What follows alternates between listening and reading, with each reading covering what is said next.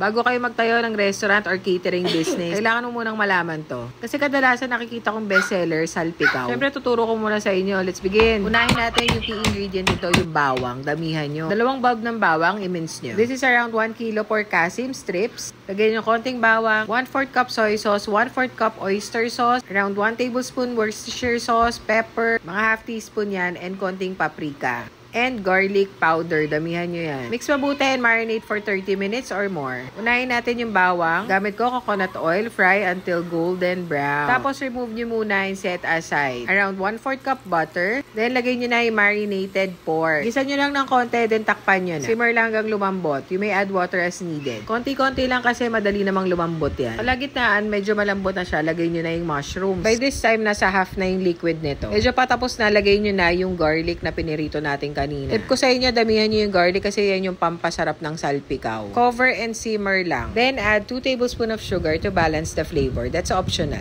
And that's it. Hayaan nyo na lang magmantika para kagat na kagat yung lasa niya pag natuyuan yan. And last step, top it with fried garlic. Napakasarap niyan. It's yet another recipe na kailangan mong malaman. Pag gusto nyo gawa tayo ng beef version naman ito, comment kayo. Masarap. Chicken version, comment kayo. Salpikaw.